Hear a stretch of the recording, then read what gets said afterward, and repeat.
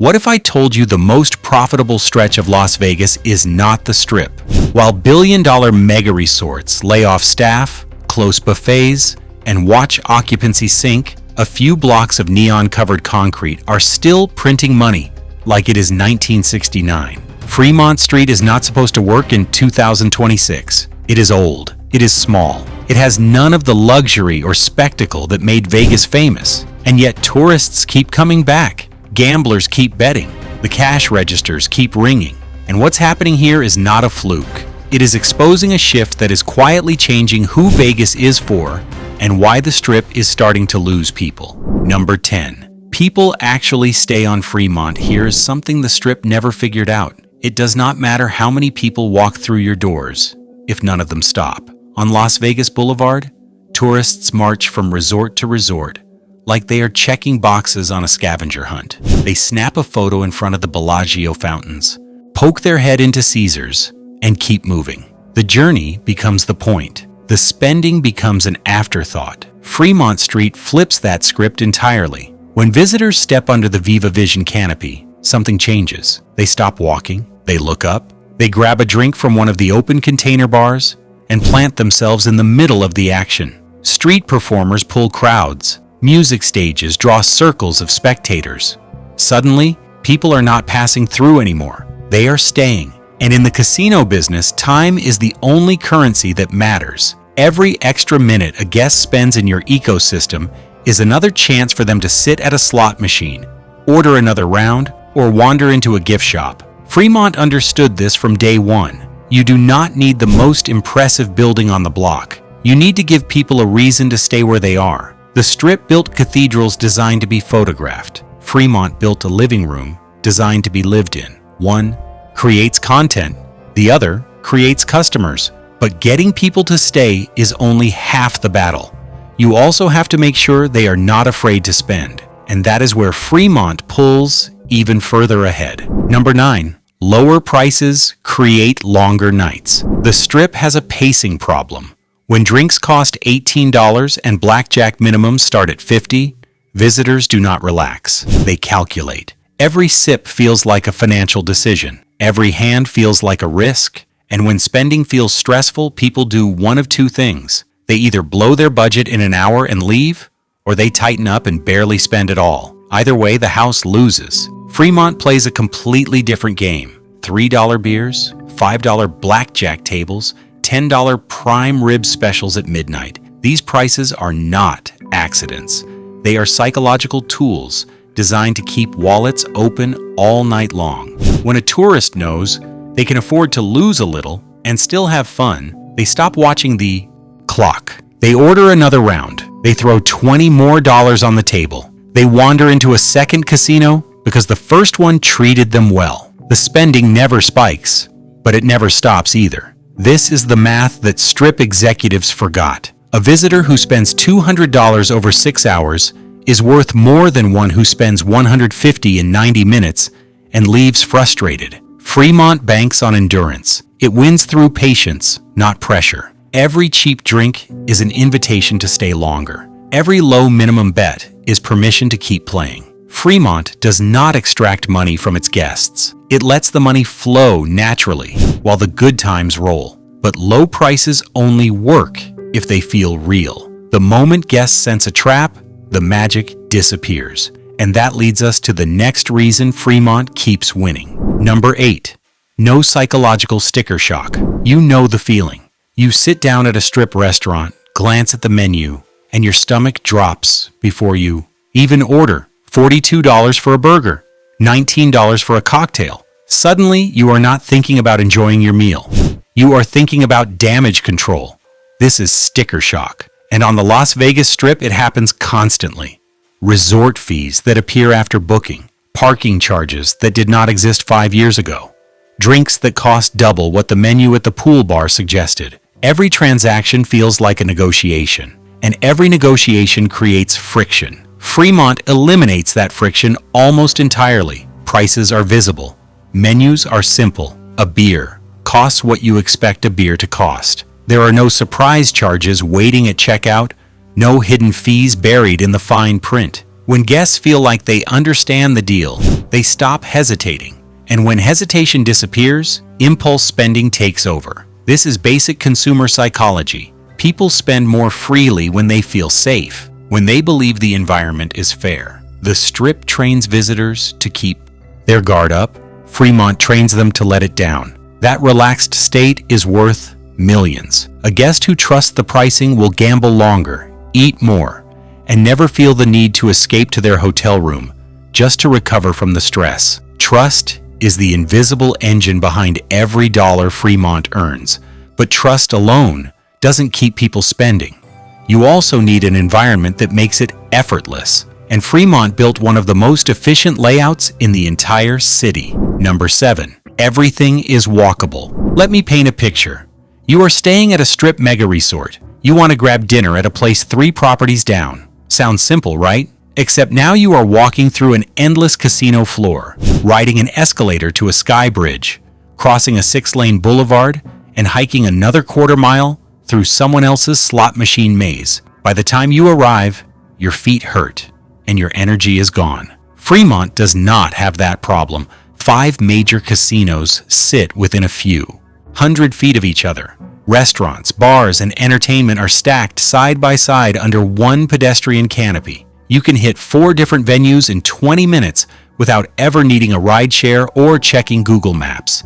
This density is not a limitation. It is a superpower. When everything is close, people do more. They explore more casinos, try more restaurants, catch more shows. The friction of travel disappears, and the entire district benefits. Compare that to the Strip, where exhaustion is built into the design. Those long corridors and parking garages and sky bridges create distance, and distance creates drop-off. People retreat to their rooms because walking anywhere feels like a commitment.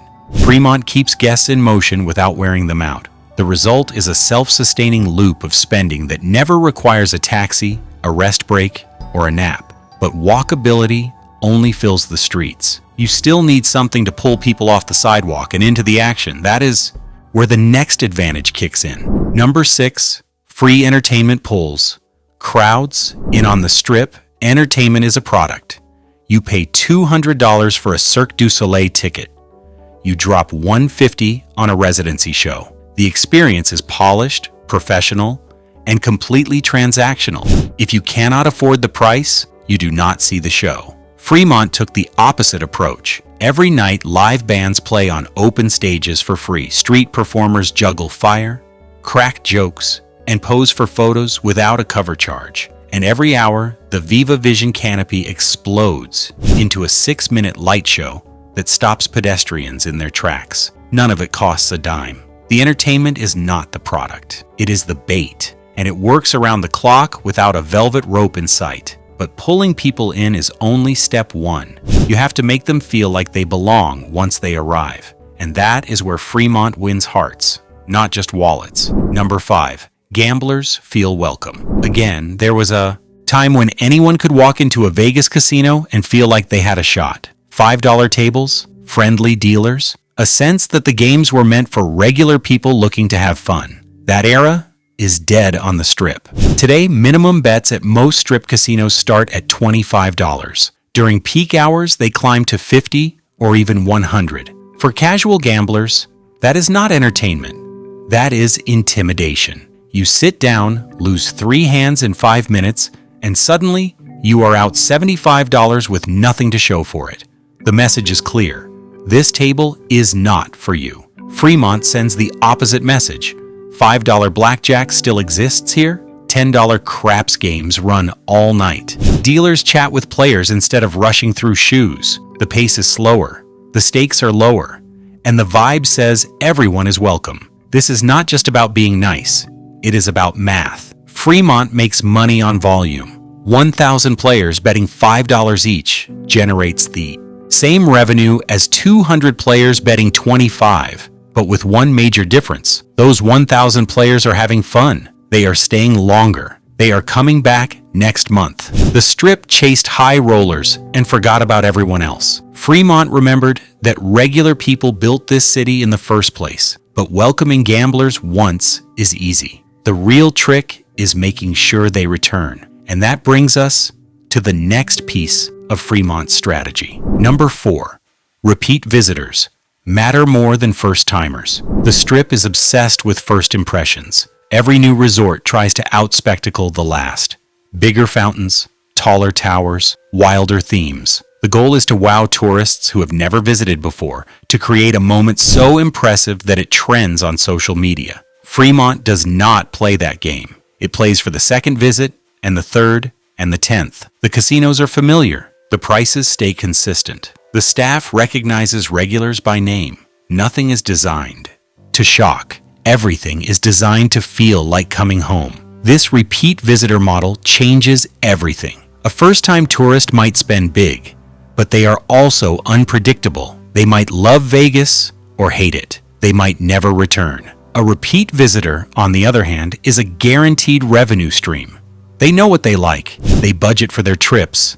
They tell their friends. Fremont cultivates these loyalists deliberately. Players' clubs offer real rewards. Hosts remember birthdays. The experience stays affordable enough that people can come back 3 or 4 times a year instead of saving for a once-in-a-lifetime blowout. Strip resorts spend fortunes acquiring new customers through advertising and celebrity partnerships. Fremont spends almost nothing on acquisition because retention does the work for free. When your guests keep coming back on their own, marketing becomes optional. But loyalty means nothing if the business underneath is bleeding money. And this is where Fremont has a hidden survival advantage. Number 3, operating costs are lower running. A Strip mega resort is staggeringly expensive. Thousands of employees, massive utility bills, constant renovations to stay competitive. A single property can burn through tens of millions of dollars per month before a single guest walks through the door.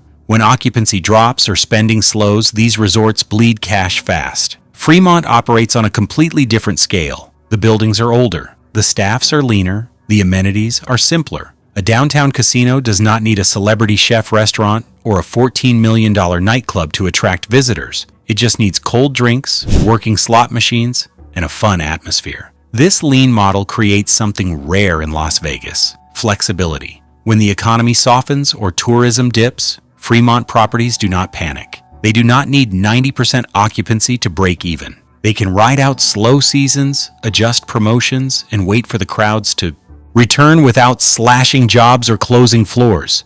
Strip resorts have no such cushion. Their fixed costs are so high that even a 10% drop in visitors can trigger layoffs, service cuts, and desperate price hikes that only drive more customers away. Fremont survives by staying small. The Strip struggles because it cannot afford to. Lower costs also mean lower risk. Fremont casinos can experiment with promotions, entertainment, and pricing without betting the company on every decision. But cost efficiency is only part of the picture. The real difference between Fremont and the Strip comes down to philosophy, and that philosophy could not be more different. Number 2, the Strip optimized for image, not spending. Walk down Las Vegas Boulevard today and everything screams prestige. Marble lobbies, designer boutiques, Michelin-starred restaurants with 3-month wait lists. The Strip has become a monument to luxury, a place designed to look impressive in photographs and press releases. But here is the problem. Impressing people is not the same as making money from them. A tourist can wander through the Wynn, admire the floral displays, snap a few pictures, and leave without spending $1. The spectacle costs millions to maintain, and it converts almost none of that foot traffic into actual revenue. Fremont optimized for behavior instead. Every design choice, every price point, every entertainment option is built around one question.